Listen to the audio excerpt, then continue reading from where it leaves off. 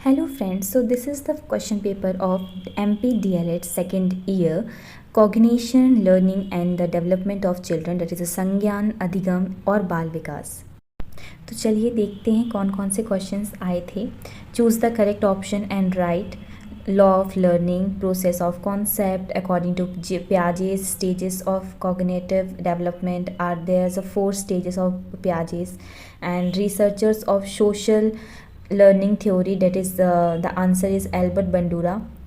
Factors influencing children's games, that is all of these: physical health, intelligence and environment also. सो दे यहाँ पे कुछ filling in the blanks भी आए थे।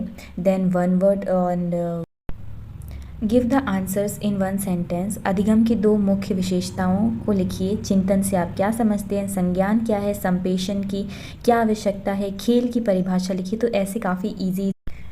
सो next जो क्वेश्चंस आए थे 2 मार्क्स में, that is a write characteristics of memory, that is स्मृति की विशेषताएं लिखिए। देन डिसलेक्सिया, जो कि हम जानते हैं रीडिंग डिसेबिलिटी है। Then describe the part of human brain. And 7th question is write 2 characteristics of Vygotsky's theory. Then write the meaning of self, write 2 importance of game, write factor affecting memory and और ये question और में था, इन दोनों में से एक करना था। सो मैंने इसका राइट लॉज ऑफ लर्निंग किया है, जिन जो थॉर्नडाइक के 3 लॉ ऑफ लर्निंग थे उनको एक्सप्लेन कर दिया था इस क्वेश्चन में। Then write types of concepts and describe the correct. So describe the characteristics of Brunner's theory. Then the question number 12 is write 3 importance of communication or describe characteristics of language development during childhood. Then the question number 13 is write common rules of games and sports, and ये भी आप कर सकते थे कि explain characteristics of self control. So common rules games and sports वाला question ज़्यादा easy है, सो आप इसको अटैम्प्ट कर सकते थे। And question number 14, that is a right types of thinking, चिंतन के प्रकार लिखिए या फिर ब्रूनर के सिद्धांत का शिक्षा में योगदान का उल्लेख कीजिए।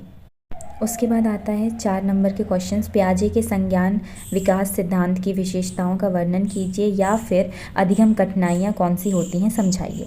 क्वेश्चन नंबर 16, वाइगॉस्की के सिद्धांत का शैक्षिक महत्व लिखिए या फिर समावेश पर। Then question number 17, describe steps of language development, यानी कि भाषा विकास के सिद्धांतों का वर्णन कीजिए। उसके बाद या तो फिर ये क्वेश्चन करना था या तो फिर करना था explain uses of story telling in classroom. ये काफ़ी इजी क्वेश्चन था कि कक्ष में कहानी कथन के उपयोग को समझाइए। फिर क्वेश्चन नंबर 18, बचपन में अवधारणाओं के विकास को प्रभावित करने वाले कारकों का वर्णन कीजिए, यानी कि describe factor influencing the development of concept in childhood.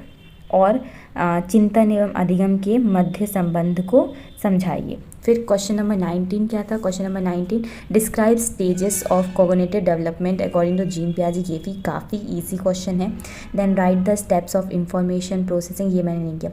Then question number 20, explain Skinner's theory of operant conditioning या फिर एक्सप्लेन कन्वर्जेशन और स्पीकिंग स्किल्स। सो पेपर अगर हम ओवरऑल देखें तो इजी आया है और पूरे थ्योरीज बेस्ड हैं। वाइगॉस्की की थ्योरी है, पियाजे की थ्योरी है, ब्रूनर्स की थ्योरी है।